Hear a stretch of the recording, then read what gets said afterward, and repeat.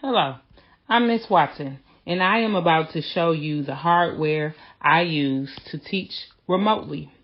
Now, just to give you a little bit of background about me, I am an artist, went to school for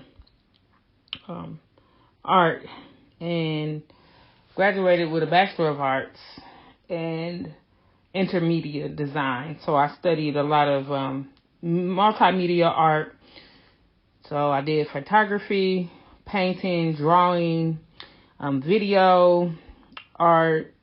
So I ended up using like a lot of programs like Photoshop, iMovie, and stuff like that. But I want to talk about the software today, but just to give you a little bit of a background about what I do. So I'm into graphic design. I'm a YouTuber, so I know how to edit and all of that. So some of this stuff might seem just a little bit over the top. So if you're not doing all of this, don't think that you need to start. But if you're enthusiastic about information technology, and I did go to a high school, IT high school called Washington School of Information Technology. So that has a lot to do with how I was brought up around computers and things like that. So if you're like me and you just love technology and you love the internet and you love to know more about, the latest technology out, then you're going to really enjoy this.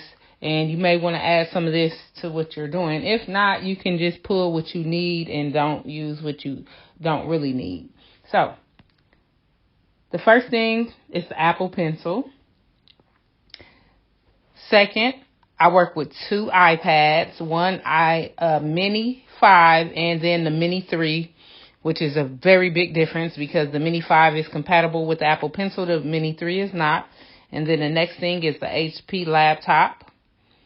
I love my laptop. It was connected to my smart board at the school, actually. And then number 4, I use a webcam with a mic attached. And keep in mind that there's a camera connected and a microphone connected to the Mini 5 and the Mini 3 iPad, because that's going to be something I talk about more in the future when it comes to software usage.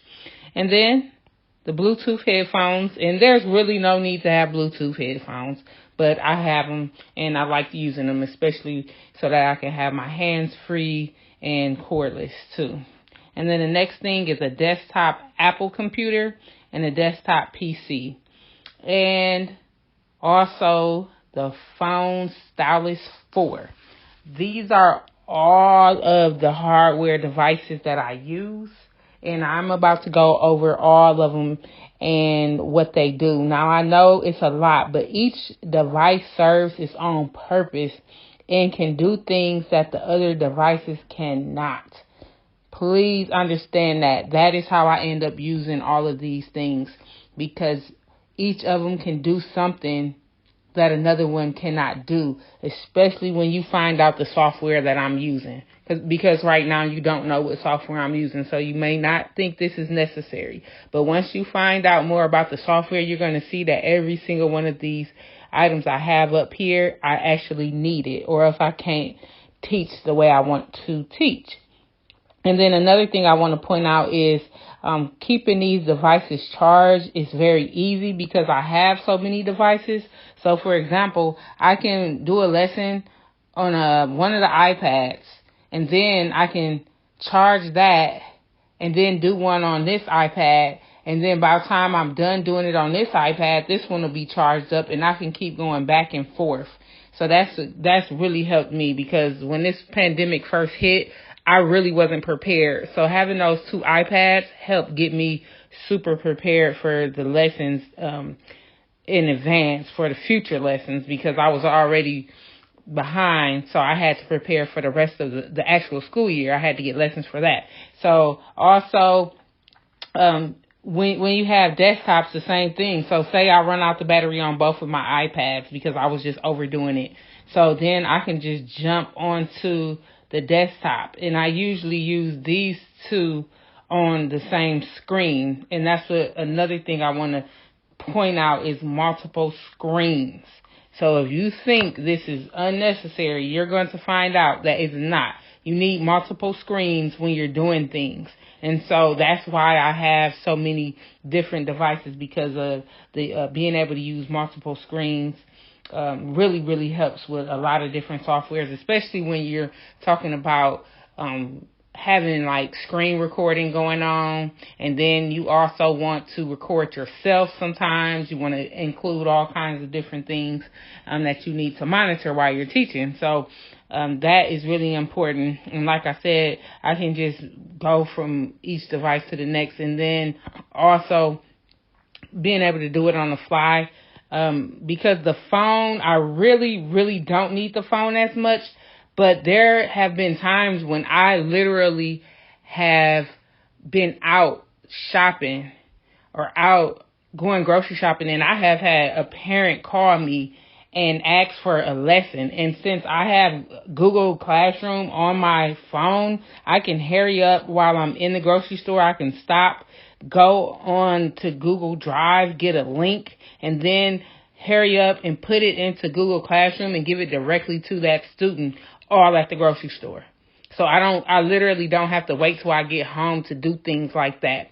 So the phone is really important for just, no matter where you're at. If a parent calls you, you can be prepared. So I definitely need that. So I'm going to get into each of them in detail, and I hope you can learn something from all this. Okay, this is my Hewlett-Packard laptop. As you can see, it has all the upgraded technology with it. USB ports, about 4 of them, and then a microphone jack, a headphone jack, and it also has Bluetooth connectivity. So it does everything I need. This is the webcam.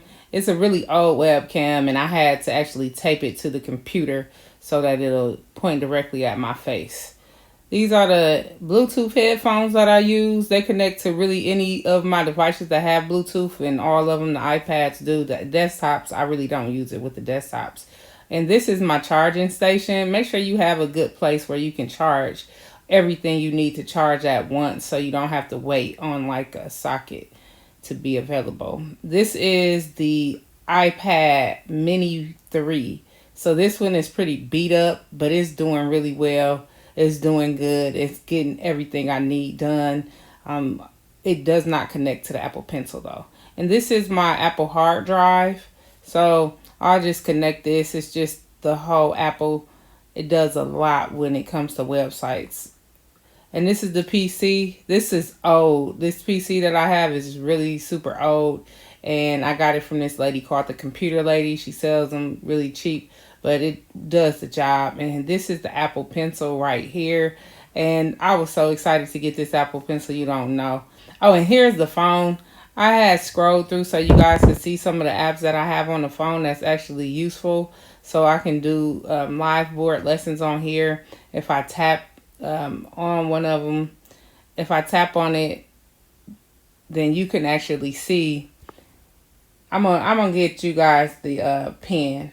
And this is important, especially when you're doing lessons, to have like a pen, because your handwriting could be really sloppy and students won't be able to read what you're writing. So that's my stylus that comes with the actual phone. So I can do lessons on my phone, but I choose not to do lessons on my phone because I have bigger screens.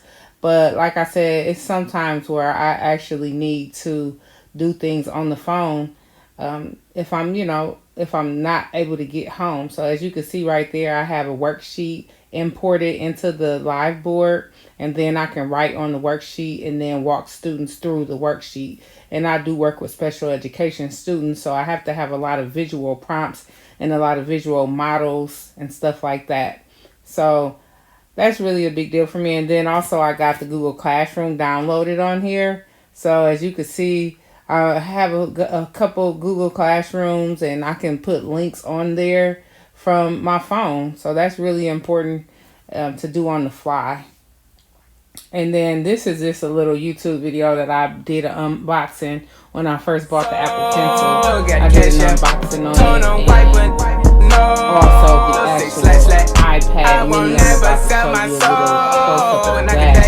But I'm really excited. I'm excited about this kind of stuff. I love technology, so I'm always ready to get with the latest technology. And this is it right here. And I prefer to use this one over the Mini 3. But like I said, it's good to have more than one device. And and that one is a little more lightweight, but it's compatible with that. Okay, I hope you were able to take something good from this video and use something that you weren't using before, and also to add to what you were already using. So this is it. This is the hardware I use to teach remotely.